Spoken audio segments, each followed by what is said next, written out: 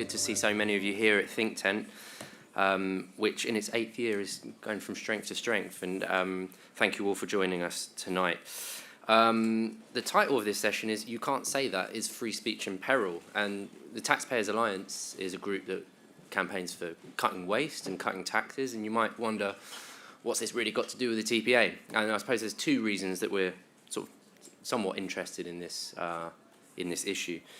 One is that our own heroic staff every day are under a barrage of abuse on social media when we have the temerity to argue for slightly lower taxes, or, outrageous, we don't think HS2 is the best use of money. Apparently that's beyond the pale, and, we ought to be cancelled and all these kinds of things. So, in honour of our heroic staff, we thought we ought to tackle this issue. And the second is that those who engage in things, cancel culture and this kind of thing, quite often they're funded by taxpayers.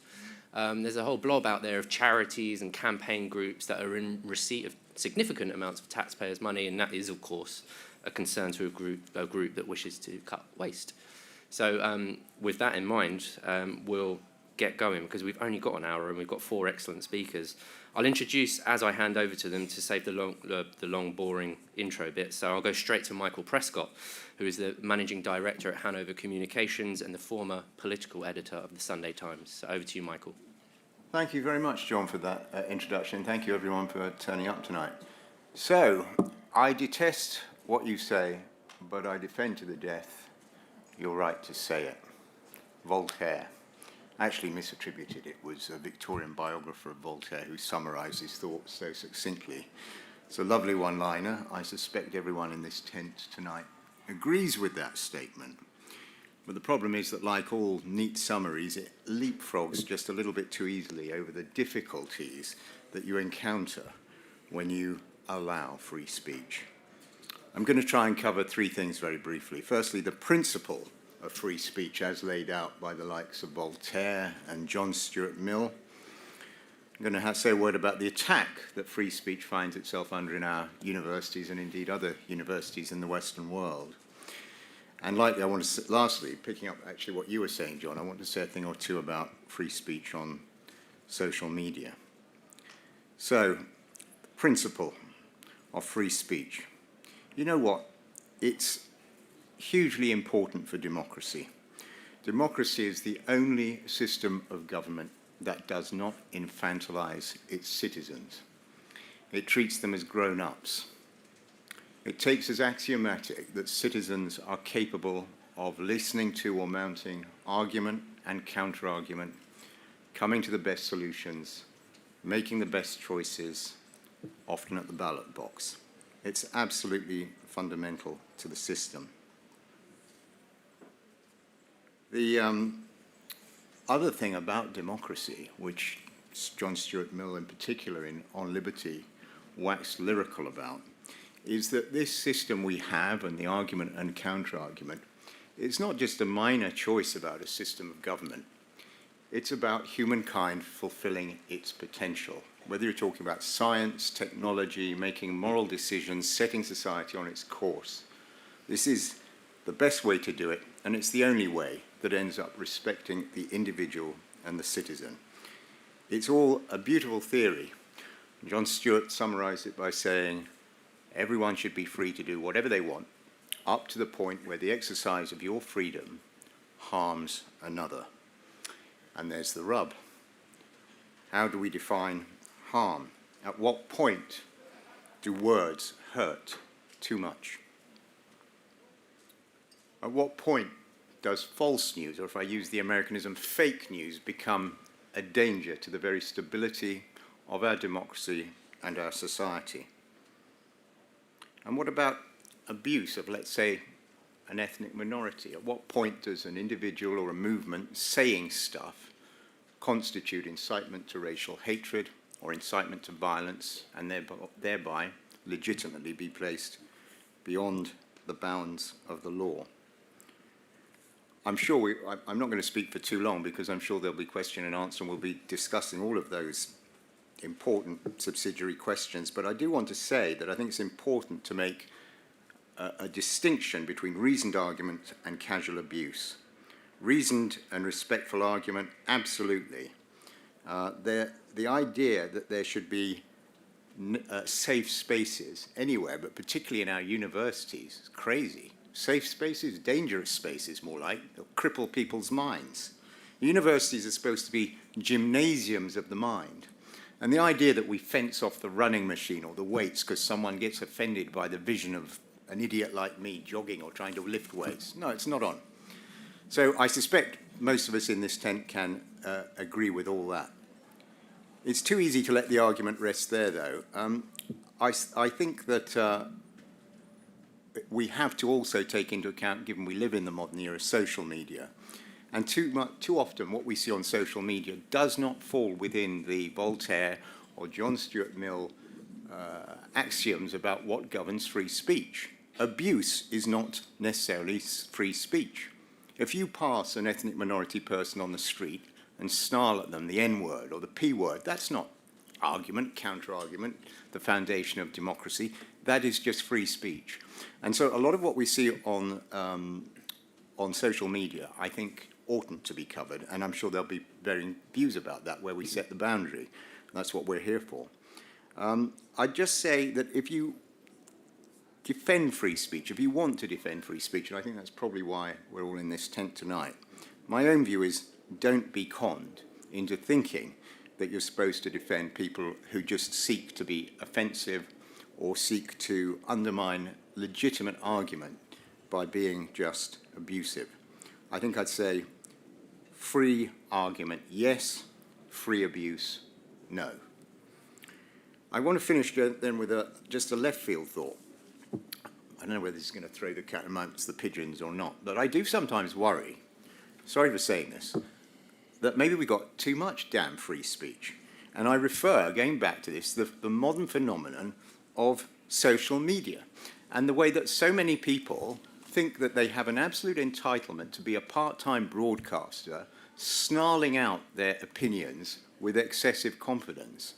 If I were made Director General of the BBC today, or CEO of ITV, or editor of The Times, I would immediately ban all employees saying anything whatsoever on social media, unless it was an advert for a show or a puff for the publication. And frankly, I'd do this if I were CEO of any major company. I think the idea, when you are an employee, you nowadays are an ambassador for the reputation of the organization you work for. So shut up. You've been lucky enough to get a job, your employer's giving you your daily wage, get on with the job, and if you want to argue, go down the pub with your mates afterwards. I do think, of course, if you want to stand for public office, fine, and an enlightened employer may make time for you to stand for public office, in which case you will be subject to the full gamut of argument, counter-argument, and being held to account. But the idea you can just casually broadcast, no, too much of that. So I hope that's enough meat to be getting on with. Thank you. So I think free speech very much might be in peril under Michael's new regime. Talking of broadcasters, I'll hand straight over to a very excellent one. Andrew Doyle was a journalist at GB News. Thank you very much. I normally talk a lot about things like cancel culture and big tech censorship and that kind of thing. But I think in all of these debates, one of the things that we often forget about is actually historically the biggest threats to free speech have always come from the state.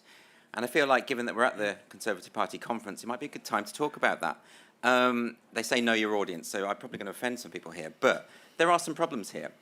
We have in this country hate speech laws, which are enshrined in the Public Order Act 1986 and also the Communications Act 2003.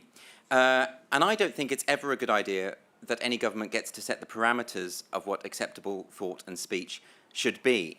But we do live in that situation. Now, if you read Paul Coleman's book, Censored, which is a very useful book because it collects together all of the hate speech legislation from across Europe, it's perfectly clear from even skimming through that in a cursory way that no government can agree on what hate speech means. Everyone has different ideas about what it means. UNESCO has pointed this out, that this cannot be meaningfully defined, so is the European Court of Justice. So it is such a nebulous term. Why? Because hate is an abstract and hopelessly subjective concept. There's the first thing to consider is, should the state or law enforcement agencies be auditing anyone's emotions? Anyway, hate is an emotion like any other, and I don't think it should be within their ambit. And what hate speech does as a concept, it's a kind of fudge, really. Because what it means is you can say, as a government, I support free speech, but I'm going to carve out some exceptions for the speech that I don't happen to like. You won't be able to define that particularly well, but you can put things on the statute books, as we currently have, for instance, with the Communications Act, where you can be arrested and prosecuted and criminalised for something you've posted online that is deemed to be, quote, grossly offensive. So that is the term that is used, grossly offensive. That's the legislation that has led to an awful lot of unpleasant people being prosecuted, deeply unpleasant people who have said deeply unpleasant things. The same legislation has been used to prosecute people for making jokes that at no point incited any kind of hatred or even had a hateful intent. And I would put it, to give you an example, there was the case of Marcus Meekin in Glasgow, who now has a criminal record for making a joke video. I would put it to you that I don't think the Scottish judiciary are best placed to judge comedy. So I think we need to consider this, because it affects all of us. Now, when you live in a free society, unpleasant people are going to say unpleasant things. That's part of it. It's human nature, right? And that's the price we pay for freedom and liberty and free speech. So when somebody says something really abhorrent, you know, just the worst, most unforgivable thing, you know, and I'd love to live in a world where that stuff wasn't said, right? But the question you should be asking isn't, do I support the right of that person to say that? The question you should be asking is, do I support the principle that the state gets to decide that those words are too much? So so we've got to get the question right when we talk about this stuff. A lot of people have said some awful things and been prosecuted under that law. And I think the problem is there's this very kind of, I'd say it's veering on the infantile misinterpretation. When people defend someone's right to say something, so say there's an evangelical preacher on a street corner screaming about gay people and how they're all evil and how they should all go to hell and all the rest of it. Well, if I say I defend that person's right to do that, that doesn't mean I support the idea that I should go to hell. That would be weird, right? I'm not supporting the substance of the speech, but that will be what I am accused of if I defend that person. What I am doing there is I'm saying that the principle is bigger than that individual. And if you really feel that these people who say these things are so abhorrent and ghastly, as I think we all agree they are, well, why are we giving them so much power that we are able to change the fundamental principles of our democracy because of what they do and what they say? I don't think they should have that kind of control over us. And I mention this today because I've never heard, and here particularly, and I wanted to talk about this here at the conference because I've never seen an MP stand up in Parliament and make the case for repealing the laws that we currently have that criminalise hate speech. I'd like to see someone have the guts to do that, and I haven't seen it. And I get why, because if you do that, you'll automatically be accused of supporting the hateful people. But like I say, there's a much bigger principle here at stake. I'm also very nervous that the current Conservative government has two bills that it's trying to push through that represent a very significant threat to our liberties and freedom of speech. The first one is the Police Crime Sentencing and Courts Bill, which introduces draconian measures on protest. It puts the onus on police to decide which protests should be curbed on the basis of whether they might be too noisy, for instance, whether they might cause anxiety or cause annoyance. I think that's the phrase that's actually used. Well, protests are meant to be annoying. If someone wasn't getting annoyed, there'd be no need for the protest. And protests, by the way, are also meant to be rather noisy as well. It's not fair on the police, I should say, either, to suggest that they have to make these arbitrary decisions. But also, I just think it's clamping down on basic liberties, which I think is always going to be a problem. The other bill, of course, which is even more worrying, is the Online Safety Bill, formerly known as the Online Harms Bill. But look at the language there. Safety, harms.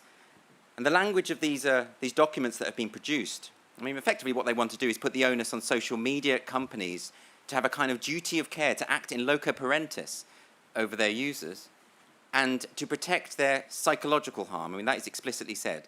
If some words might be able to cause a psychological impact, then they should be censored. Well, that could be anything. And this kind of thing can be weaponized with ease. So I can say that one of my detractors has caused me emotional harm, psychological harm, and I can use that as a way to have them silenced. So it's a very dangerous precedent to set. The phrase that the bill actually uses is legal but harmful speech. Now just think about that, right? So what they're saying is the speech is legal, but it's caused harm in some kind of way. Now, you know the people who use these sort of phrases? They're known as critical social justice activists, or the woke movement, right? So rather than having a kind of war on woke, which we often hear the Conservatives have, instead they're borrowing from their playbook. And I think that's very odd. So I think we need to stand up against that. and those bills. I think we need to think about the language that is used. The phrase offensive material also gets a mention in that. And I don't think these ideas should be weaponized. Now, again and again I hear, when people talk to me about how they're being fired or attacked, what we call cancel culture, normally for very innocuous opinions, the phrase that comes up again and again is safety. And people will say, I feel unsafe. This person made me feel unsafe at work. And why does that work? Because if you go to an employer and say, I disagree with that person, they'll say, so what? If you go and say, my safety has been compromised, suddenly it's a health and safety issue, and they're under a legal obligation to do something about it. It's a trick. So I don't think we should take people seriously when they talk about safety, when what they mean is they just don't like what they've heard. I don't like this. I heard it here, even here at the conference. We had this the other day. We had the Guardian political correspondent tweeting out that some trans people have said they're not going to turn up over concerns over their safety. Why? Because the LGB Alliance has a stall here, right? So, and that is, they're not talking about safety. What they mean is they disagree with the opinions expressed. And we have to be able to take a stand against this stuff because it's insidious. So I don't want to hear these phrases, this misuse of the word safety and harm and offence and hate. I don't want to hear it from students. I don't want to hear it from activists. I don't want to hear it from people trying to get their employees, colleagues fired for a difference of opinion. And I certainly don't want to hear it from the government. Thanks a lot.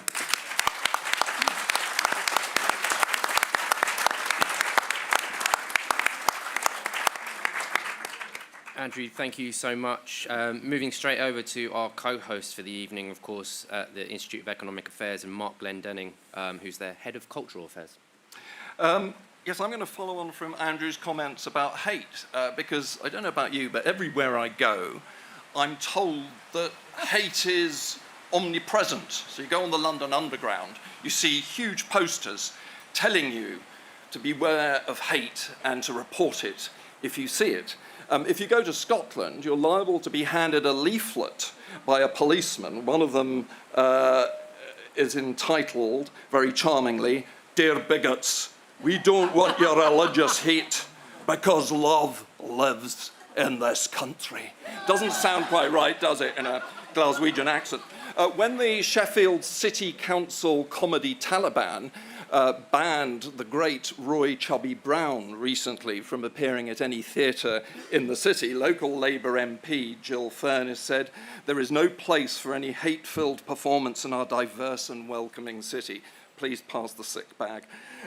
For the new authoritarian left, the concept of hate speech now fulfills the function that the ideas of evil, blasphemy, witchcraft, the devil used to for fundamentalist Christians. And it's the key concept that those of us in the free speech movement, which includes conservatives, classical liberals, democratic, traditional socialists, this is what we now have to deconstruct. And I've got two brief arguments I would like to put to you as to how we might be able to do that. The first is to demonstrate that hate speech is a strategic device. It's a technique of psychological propaganda designed to extend state control deep into our culture. It is the linguistic rather than the economic road to serfdom that Friedrich von Hayek wrote about in the context of fascism in the 1940s. Ultimately, the point we have to make is that new left authoritarianism is incompatible with liberal democracy, because like fascism before it, it is based on a completely different philosophical logic. The new left believe that language is a form potentially of coercive power, that it's the way in which the privileged maintain their power over the allegedly oppressed groups the new left claim exists. So if you see politics as a zero-sum struggle between mutually exclusive interests, then you can't, by definition, believe in liberal democracy, which means the right of competing narratives to fight it out in the marketplace of ideas. Take this quote from Nadia Whittome, who's a Nottingham MP. "We must not fetishize debate as though debate is itself an innocuous neutral act. The very act of debate is an effective rollback of assumed equality and a foot in the door for doubt and hatred." So you're not even allowed to doubt particular positions she is quite, of course, entitled to hold, but we're not allowed to doubt them, let alone debate them. So the logic of this is the more politically correct censorship you have, the more free your society will become, freedom through censorship. The second argument I want to put is that we need to mount a philosophically foundational case for free speech. Free speech is connected to our species' essence, to the fact that we are, by nature, creatures with agency who are able to represent our thoughts and feelings through words.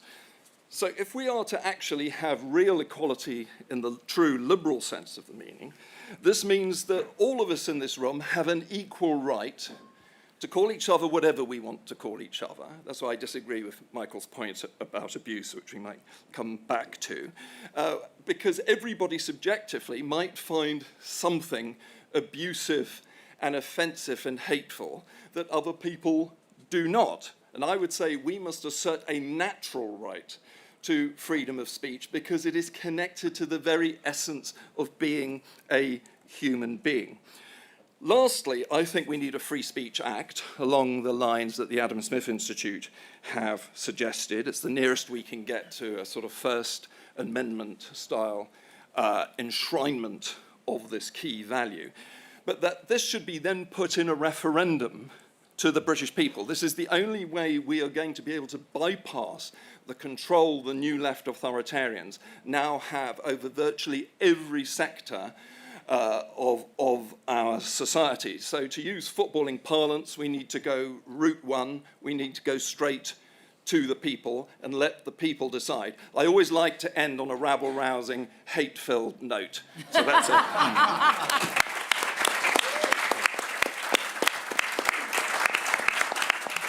Don't maybe take back control in that referendum, eh, Mark? Yeah, of our vocal cords. yeah. Okay, and last but not least, Julie Hartley-Brewer, another fine broadcaster at Talk Radio. Thank you very much. Gosh, thank you. Before anyone gets offended by the fact that the only woman on the panel went last, I asked to go last. Someone's going to be offended by that.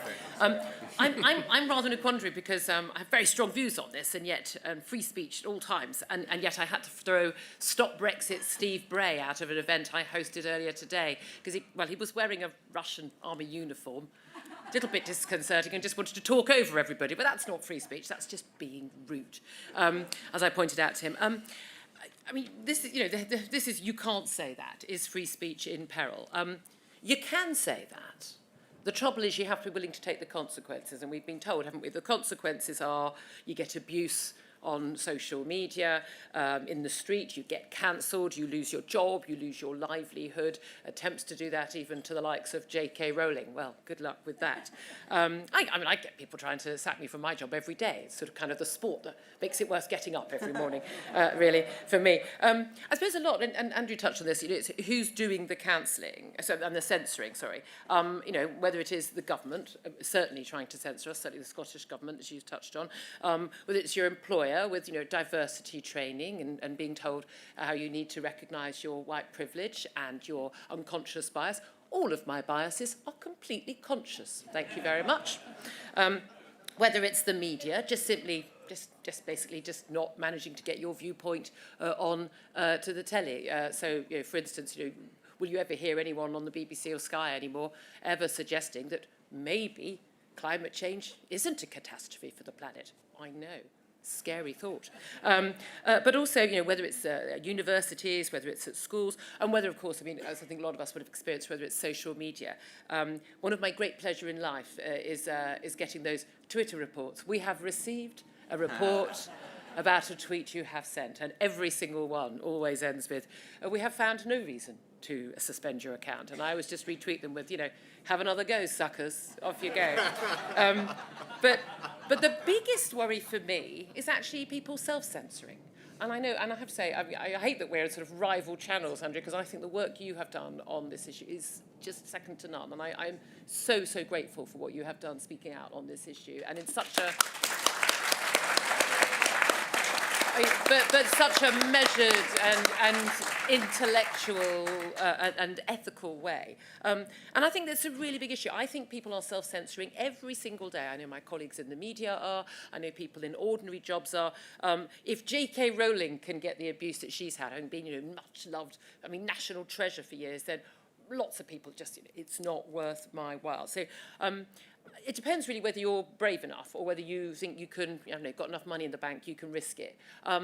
Again, I kind of consider it a bit of a sport, but I think that I will one day be cancelled for what I say. And I walk that tightrope every single day, whether it's Ofcom or whether it's at social media or whether it's just, yeah, you've just said something, or something I tweeted 10 years ago will come back to haunt me. But as Andrea and others have touched on, the question is, what is offensive? Because everything is offensive to someone these days. As you say, even something that's completely legal for you to say is now offensive and can be even considered a hate crime. And that will prompt people to call you names. So you can be an Islamophobe, a bigot, a misogynist, a transphobe, a TERF, COVID denier. I think I've been called all of those in the last week alone. But the thing is here is when people are offended, it's often like, what are they being offended by? We've got from the point where people are saying they don't like certain language about people of a different race or people of a different religion, and there's a debate to be had there. There is about what is reasonable language to use that you can find a centre ground on. But where, the debate now has moved on in recent, I would say the last year particularly, to actually people being offended by facts. People being offended by this lady's T-shirt. I own 2 of those. I have a gold one and a silver one. There's a white one. Woman, noun, adult, human, female. That is now an offensive T-shirt. Only women have cervixes. It's a fact. I had an Ofcom complaint, for God's sake, because I said to someone who was on my show, she was saying, I'm assuming I'm allowed to say she was talking about the tampon tax being rescinded, and she said, for all the people who have periods. And I said, women and girls. And she said, no, people who have periods. I went, women and girls. and she said, no, men also have periods. Don't think they do. And to which she replied, there were 2 Ofcom complaints. I had to spend time with the admin. And she replied, no, trans men have periods. And I said, that's because they're biological women. And she said, no, men do have periods. And I said, well, I said, do you know any men who've had periods? And she said, yes, I do. I said, they're lying to you, love. And I had to spend 2 bloody afternoons dealing with the admin for that. I said the response should be a very simple response. If the 2 complainants can name a man who has had a period, Julie will apologise on air. Otherwise, do one. But that was apparently not acceptable for the admin, for the compliance department at my office. But so when people are offended by facts, where do you even go? If they're trying to stop your free speech. But we are in, everyone always says it's Orwellian, but it really, really is. It is not an exaggeration to say that. So I suppose to take the second part of what we're talking about is, how do we fight back? And the way to fight back is to keep doing it. And for more and more people to do it. And everybody who isn't in peril, and lots of people say to me, well, I can fight back because I don't have an employer, or I'm retired. I can get away with saying this. Well, those people, you have a duty of care to other people who don't have the ability to fight back because they are still, trying to keep a job, and they could face trouble. And I think we have to defend everyone. We have to defend everyone, whether we like what they say, whether we like them, whether they have attacked us. You come out and you defend every single person. And there's no point saying, oh, well, those idiots were trying to shut me down. Ha, ha, ha, I get my own back. No, we defend everybody. It's got to be a principle across the board. But fundamentally, I think everyone should adopt the response which I always have when someone tweets me and says, I'm offended by that. My response is, so what? And I really think we need to start saying, so what?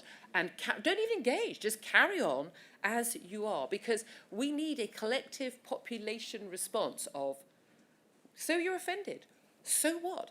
Be offended. What the heck has that got to do with me and my right to say things, whatever you think? And if we don't fight back now, we are heading into some, I think, very, very dangerous territory where people are, we won't even know what people want to say because everyone is self-censoring so much.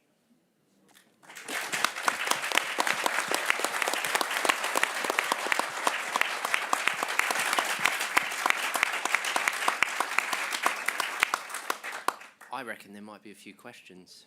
Right, we're going to open up to the floor now. Have we got people on microphones? Tom, this gentleman at the back. Hi, I've been to a couple of sessions from people who are talking about the Online Harms Bill. And what they say is they're not trying to restrict freedom of speech. They're trying to restrict freedom of reach. So you don't have a right to reach everybody. You have a right to say what you want. We're not going to jail you. We're just going to restrict the freedom of reach. And it's about controlling conspiracy theories. And the safest way to do that is the established media who can make sure that they're the established media who are the regulated gatekeeper of information.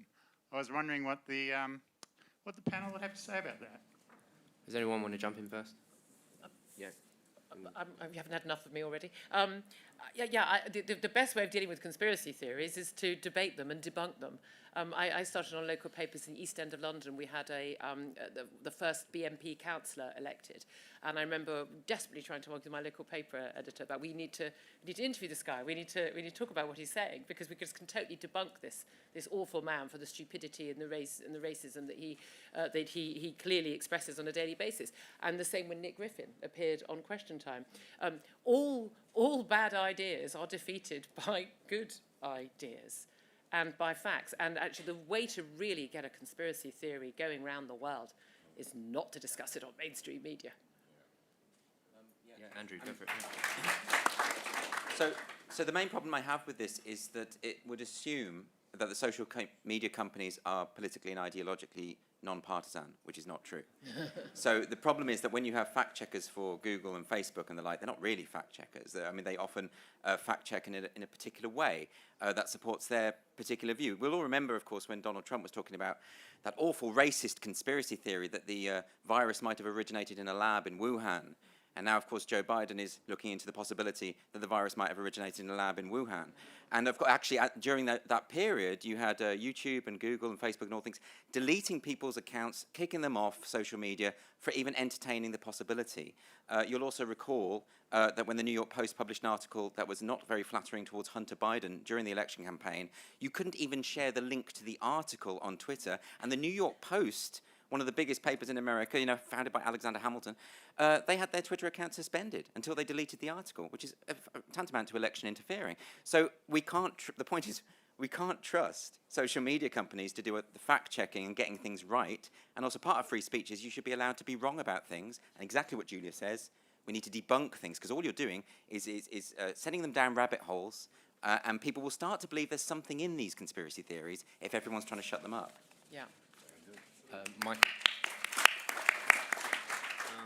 Well, I agree with the remarks made henceforth. I suppose I should just do a very brief declaration of interest because my company does represent some of the tech giants, though I myself am not involved in those accounts. Nevertheless, inspired by what Andrew was saying, the other point I think that bears making is to do with proportionality. There's this idea that somehow what people say is going to be policed. Most of us in this room are very, very sceptical about even that notion. But let's just entertain it for a second. Who's going to do the policing? Corporates? I thought policing was the job of the police. Okay, let's go a little further. Let's give it to the police. How much is that going to cost? What would you rather have the police chasing down? The stories that Andrew's mentioned? Or serious criminals? And I do think proportionality is another feature of this because the cancel culture mob, the way their response to everything is cancel. There's no one-day cancellation or I'd like you to apologise or a suggestion that maybe someone should be fined. Not that I would go down that road anyway, but it's always the death sentence, isn't it? You're cancelled. There is a complete lack of proportion on the other side in this debate, and I think you refreshed that notion in my mind, Andrew.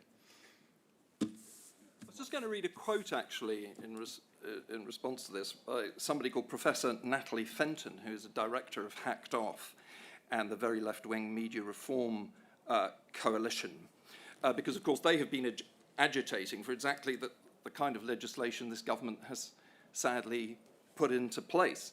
I mean, she has said, and I find her quote very kind of sinister, she said that the vote for Brexit represented a, quote, a sinister and resentful white nationalism. It was a convenient xenophobic and often racist rhetoric that was spewed out by the three white men of Johnson, Gove, and Farage. That's bordering on racism, I think, but and we'll let that go for the time being. All too willing to feed a tabloid frenzy.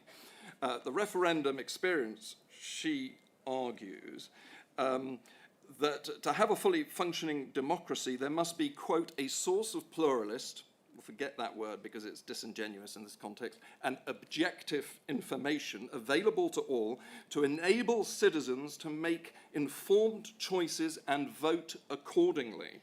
She calls for an effective regulation for a free and accountable press, by which she means a state regulator with people like her on it, and says that without this, you guessed it, hatred and intolerance can spread. This is very dangerous legislation, and this government is completely schizophrenic on freedom of speech. On the one hand, it's trying to do something to be fair to it in terms of universities, but on the other, with regards to the media and regulation of the internet, it's actually fulfilling a hard left, hacked off agenda. From this side of the room now. This lady, the mic's coming around now. My concern is that I know, as a fact, that if somebody is offended, they can just report it to the police and it becomes a hate crime. And that hate crime is you are now registered as committed a crime on the police website, police records. So you actually gain a record if somebody decides that what you have said has offended them.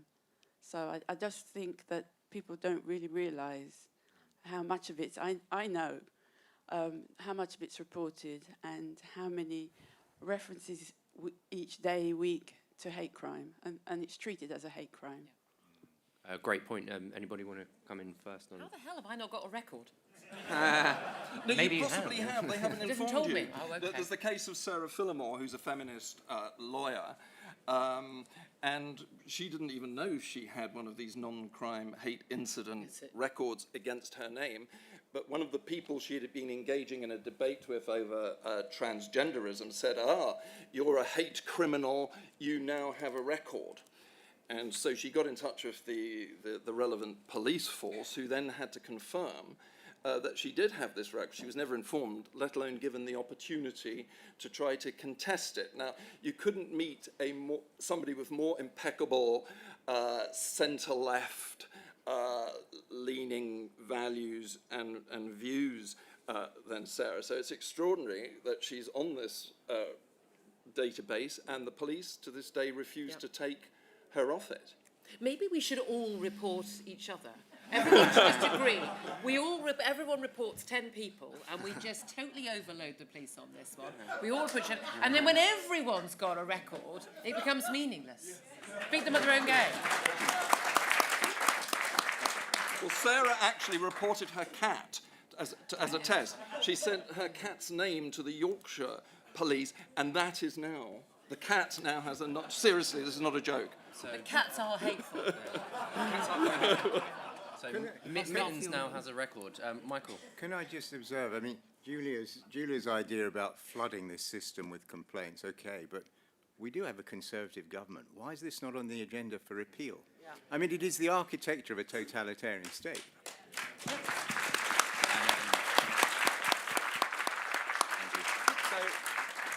I think a lot of people don't know the extent of the problem here. So between 2014 and 2019, there were 120,000 non-crime hate incidents recorded by police in England and Wales. That's an awful lot. That does matter, by the way, because although they don't lead to prosecution, if you go for a job and you have to have a disclosure and barring service check, you can often lose your job or not get the job that you applied for as a result of that. It's very, very sinister.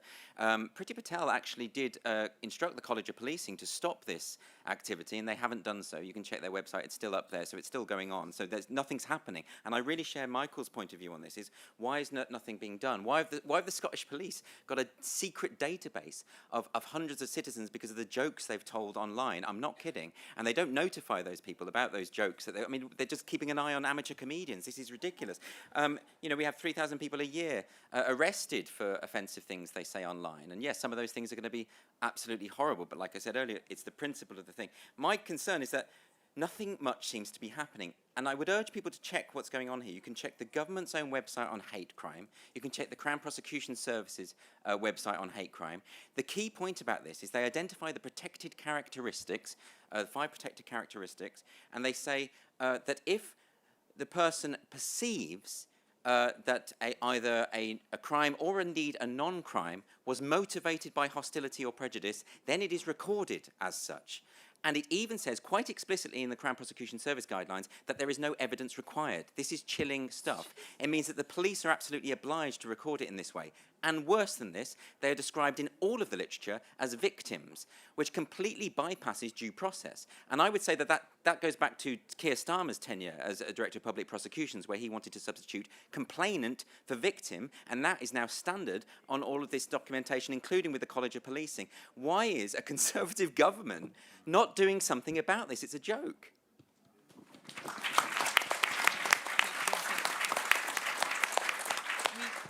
But the good thing is we can absolutely trust the police.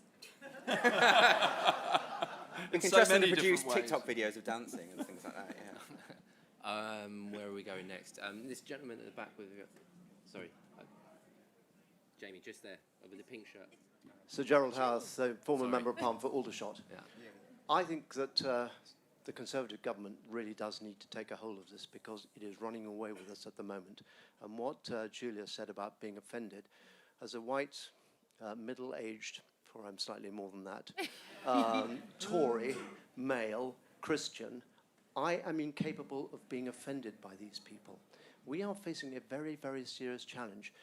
And there is a role for members of Parliament here, because members of Parliament can stand up and say what they believe. And if they then get prosecuted, then you have got a very serious problem in this country, and you do emphasise it. And I used to be rather outspoken. Some of my constituents objected, most agreed.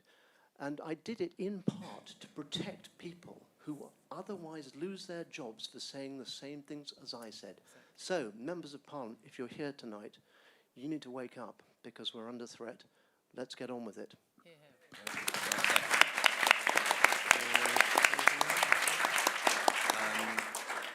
Excellent point, Gerald. And Mark Glendening was a great help to me in the 1987 general election campaign. I was only 5 at the time, Gerald. Very precocious. This gentleman here. Thank you, Brian Weller. I was just wondering, do you think the word Tory is becoming a 4-letter word and racist towards the English? Hasn't Tory been a 4-letter word for quite a long time? Is Depends how you spell it. So is Tory an offensive word? Yeah. Anybody want to? Well, it was always intended to be, I think. I mean, it means an Irish horse thief, and it was used by the Protestant liberals and Whigs to attack those who would have been on the other side in the Civil War. So it was always intended, and it's been a bit like Millwall supporters, chant, "No one likes us, no one likes us, no one likes us, we don't care." The Tories then adopted it. Yes, it is a term of abuse, but so what? People should be free to abuse each other, I believe. Yeah. Isn't it the same for the term Whig? I think the term Yeah, Whig was so that was similarly... retaliation. It was to adopt it. It's the same with the word Yeah. queer. You adopt the word of your detractor to describe yourself, and it disarms them. So no, I couldn't possibly see it as offensive. But, like Julie was saying, anyone can be offended by anything. I was called a Tory slapper by the by the lovely people, outside. But that's very sexist. Well, yes. I said, well, if you want me to be, But that's the thing. I'm sort of more offended by the Tory, because actually I don't have a party affiliation. I'm not nothing against you guys. I just don't have a party affiliation. But slapper, fair enough. Michael, and then another question in a second. I think the good news from my point of view is we've got at least 99% agreement in this room and here on the panel. But here goes the rock in the pool for the 1%, because I think if we're going to defend free speech, as we all wish, and as Sir Gerald was saying, we do have to face up to some of the knottier problems here. Now, if you let's just imagine a black child on his way to school, and he's called, the N-word. It's no problem. It's free speech. Is that what you're all saying? I don't think so. Of course you're not. That's what I'm saying. So, Mark just hang on a second. Mark just said, as an aside, it's fine to cause offence. Yes, if you're talking about, this was the point I tried to make earlier, if you're talking about argument, counter-argument, of course it's fine to cause offence.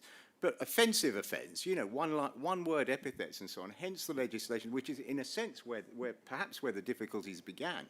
But the legislation on incitement to racial hatred arose to stop that kind of poor conduct. And I think when we're all having an orgy of self-congratulation about this, we have to be careful where we draw these lines.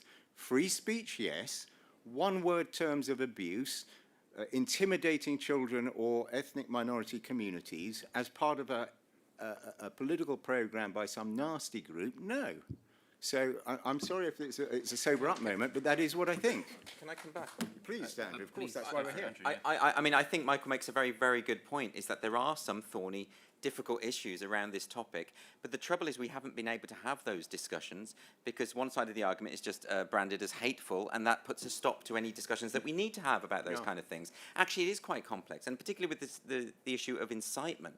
In America, they have the Brandenburg test. They have a very high threshold for incitement to violence. It needs to be very high. But we're not able to have this conversation. I think what underpins an awful lot of what's going on in this country and the reluctance of politicians to do anything about it is there an assumption and a misunderstanding of the power of speech. Now, speech is powerful, but there seems to be now a prevalent idea that harmful jokes, off-color jokes, say, or racial slurs, or all these kind of things, that words work like incantations and they escape into society, and suddenly people get influenced in a kind of, and people just react mechanically on cues to the language that they hear. But we know that's not true. So we've had 6 decades of media effects theory research, and we know it isn't the case that public behaviour changes according to mass media consumption. It's been debunked, and yet we behave as though the programmes that people watch, the films that people watch, we have to delete that episode of Fawlty Towers, we have to take this scene out of this comedy show, because there's just this article of faith now that we're all just robots who act on cues from language. But it's not true. If we were allowed to have the debate and look at the data and look at the actual studies on this, then maybe that faith would dissipate. But we haven't been allowed to. So I think, yes, we should have the difficult discussions, but we haven't even got to that point yet. Yeah. Can I just say, I think also it depends on the context. Now, I think people have a right, whoever they are, to walk down the street without someone coming up and shouting something at them. I think that's very different from people having a debate about the use of a word, say should black rappers be using that word repeatedly, but then banning white people from using that word. Yeah. That's an interesting debate to have. But going up to someone and shouting abuse at people, no, I mean, we're going to differ on this, and I'd love to know why you differ on this. No, I don't think people should be doing that. I mean, in the scenario of, say, someone calling me a slapper, I don't really feel the need for someone to be prosecuted for that. I would be very unhappy about any black child walking to school being called the N-word on the basis that we know what happened to children who had to endure that over the decades, and it's very, very unpleasant, and it's not the society I want to live in. But we all accept there are some, apart from you, some limits on freedom of speech. I mean, the old, shouting fire in a theatre. Why would you defend the right of someone to shout that out to somebody? Because it is, by definition, I would argue, a self-regarding act. It's not an other-regarding act if you go back to John S. Mill. It's not the same as an actual physical attack.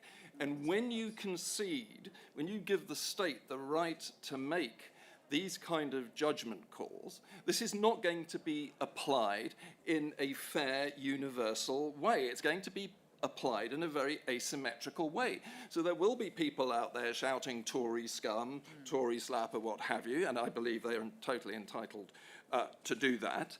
But of course, if other people use words that the state just so happens, or those who are in control of the state, if they will then be able to select what it is they think we should and should not be allowed to say. So you've got the incredible situation of a Scottish feminist who's on trial for having flashed up the suffragette colours during an exchange with a transgender activist. You had the extraordinary situation of somebody called Munro Bergdorf, who was appointed to the as the sort of transgender advisor to the Labour Party, who then came out with a whole lot of anti-white rhetoric saying we were all murderers and responsible for all kinds of terrible things. Now, I totally defend his right to do that, but you can't pick and choose. You know, you can say anything you want about Piers Morgan, Tories, Christians, spiders, but what you can't do is attack or even state of political positions. It's not even about offensiveness now. So I think you cross the Rubicon when you give the state that power. Mark, you're not in favour of casual street abuse. I'm not in favour of it, but I don't believe I have the right to ban it. But then, Mark, isn't the issue about the misapplication as opposed to the, you know, you talked about misapplication. You know, if you put in place sort of legislation or rules where you can't go and shout abuse at somebody in the street, and you talked about misapplication, isn't then the problem with the misapplication rather than the rule itself to start with? Well, I think that it does come back to a philosophical root, this whole debate. And the basis of the case for free speech, when the early advocates of free speech were taking on the established church, when the French philosophe and their other contemporaries, people like Thomas Paine, were taking on the state during the whole period of the European Enlightenment. Their argument was that we have agency, we are human beings, we have a quality that is completely different from other categories of animal. And the case for free speech therefore comes back to that philosophical root of the belief that human beings cannot be injured simply by hearing words. They cannot inflict injury.